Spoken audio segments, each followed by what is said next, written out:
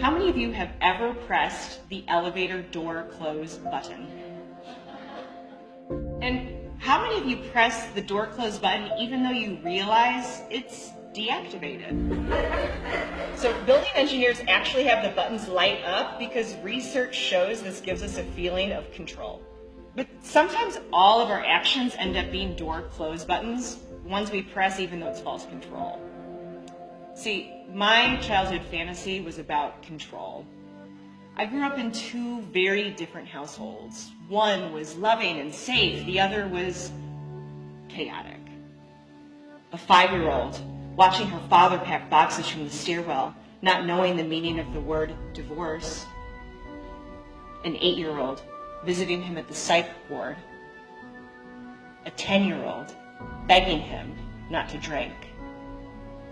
A 14-year-old grabbing the steering wheel after he falls asleep after picking her up from the 8th grade dance. This made me obsessed with problem solving. I kept thinking that if I could just solve the chaos, then I'd be okay. You can tell something bad is about to happen, right? If I had paused even once, I might have asked myself, are my actions lining up with my values? But I didn't pause. I just kept pressing the door close button. One Sunday morning, I'm riding my bike to work. I'm about to clear an intersection when an SUV runs a red light and hits me at full speed, straight on, boom. The ambulance brings me to hospital. There I am, surrounded by people I know, coworkers like Dorothy waking up in Kansas. The concussion has left me unable to think. I can't solve anything. So, at home on medical leave, it's just me and my fear hanging out. There's my fear of failure, sprawled out on the couch like a terrible roommate. And so I turn to my fear and I say, why won't you just leave me alone? And my fear shows me this vision. I see my body on the road the day I was hit. And I look at this body, this life. And I realize that if I had died that day, I would have been ashamed of how I was living. Completely defined by fear. One fill in the blank after the next, door close. So then I look at my fear sitting beside me, and I don't see a roommate.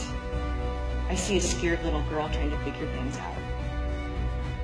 This terrified girl trying to protect me, an adult, and all I've done is beaten her down, ignored her.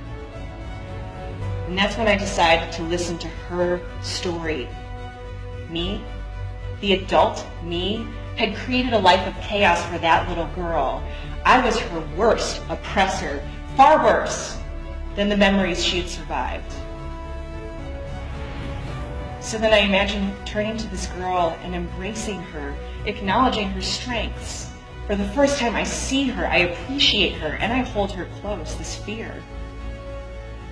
I want you to listen to your story, identify your fear. It starts with the words, I am. I am a fraud, a failure, not good enough, unworthy. Face your fear and say, thank you for trying to protect me. Fear can be like a blizzard, blinding. But when we face our fear with self-compassion, we contain it like a snow globe. Something you can pick up, examine, and set down whenever you wish. That's radical control. Each of you have amazing gifts waiting to be shared. Our world needs your love, your creations, your gifts. Imagine who you can become if you love your fear.